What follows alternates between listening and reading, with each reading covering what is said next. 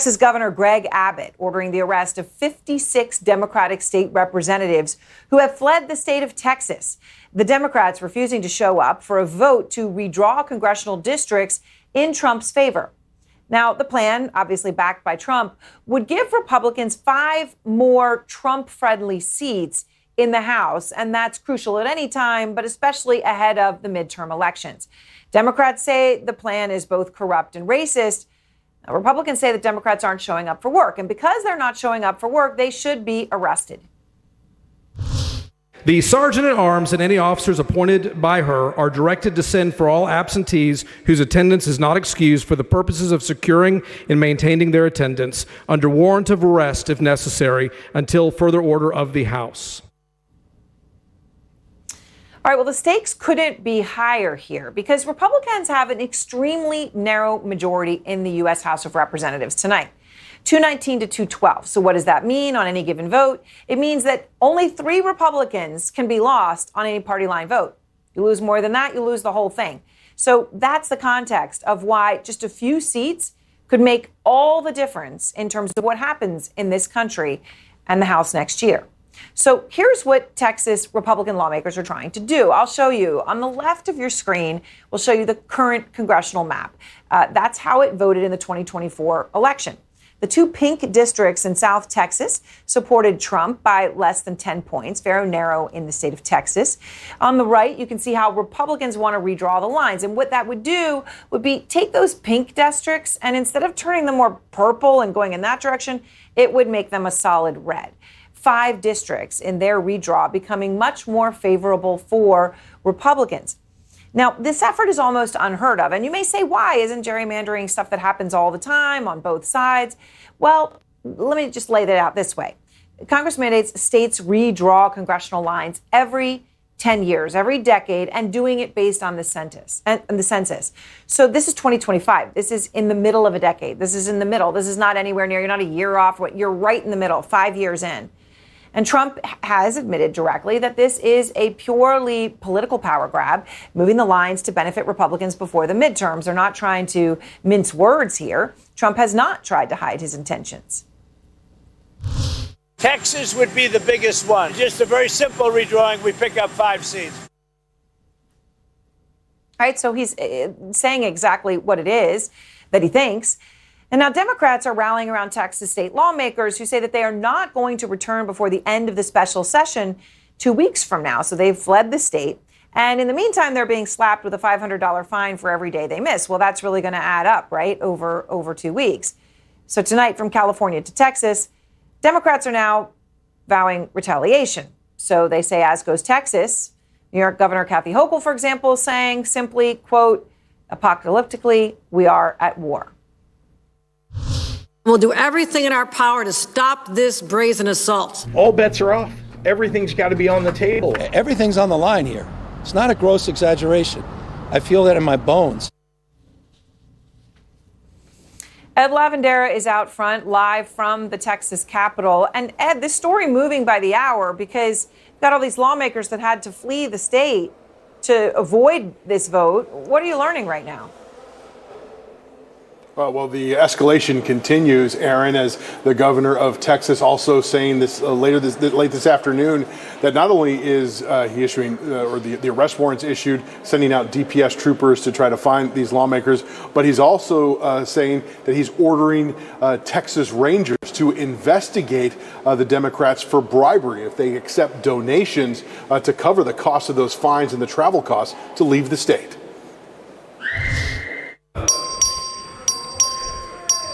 Texas Democrats left the House chamber relatively empty in the state capitol. 56 Democrats did not show up and business ground to a halt.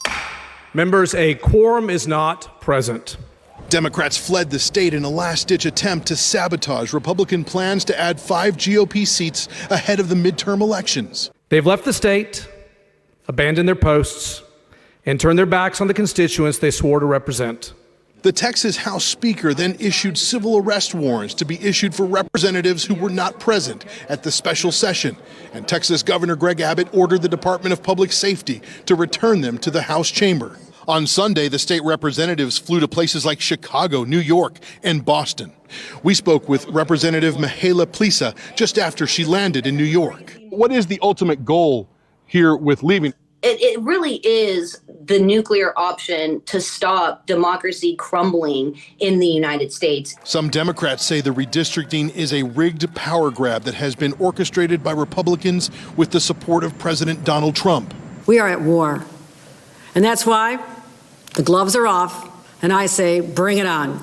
It's a war that Democrats say began with moving lines on a Texas map. Redistricting should be about representation, but what's happening here is map manipulation. Redistricting is normally done every 10 years, and it's tied to U.S. Census results. But for Republicans who want to hold on to the majority in the U.S. House of Representatives, the stakes couldn't be higher. And the Texas governor is threatening to unseat Democrats who left the state, saying that they need to return to the Capitol and the House chamber. And the governor also went on to say that there is nothing illegal about gerrymandering.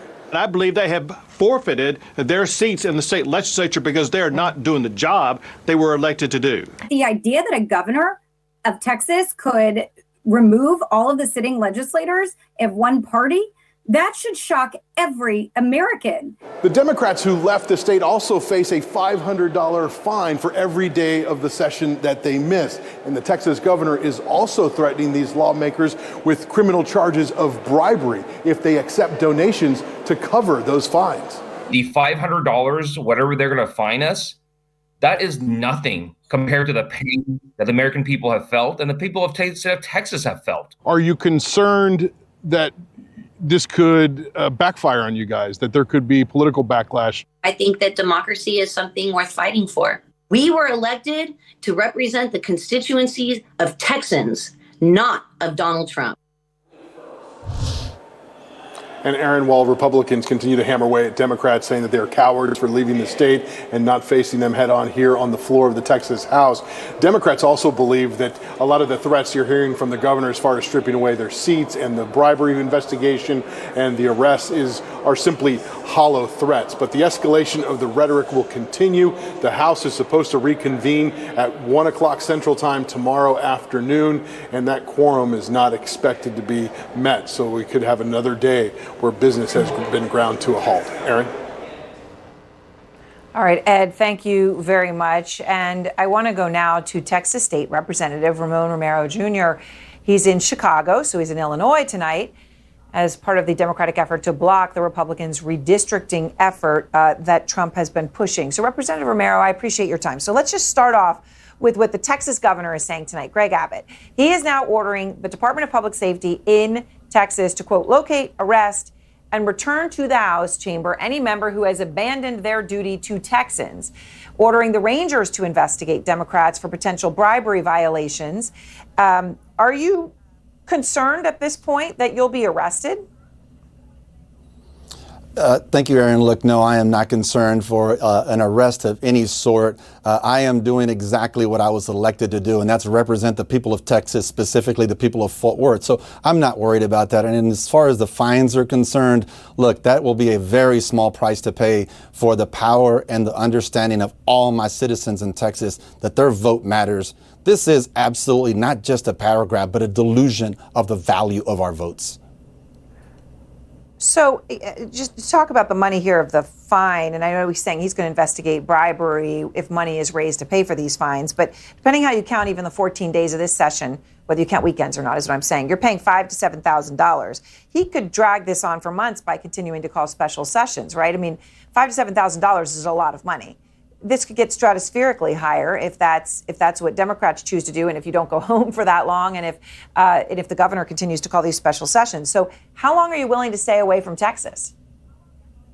I think that as long as we continue to stay out, more and more people are finding themselves being educated by your show and others to understand how grave this situation is. Governors around the country, from New York to California, from here in Illinois and down back to Texas, I would hope that a little bit of will and a little bit of honor and pride back in the Texas flag would occur within the heart of Greg Abbott.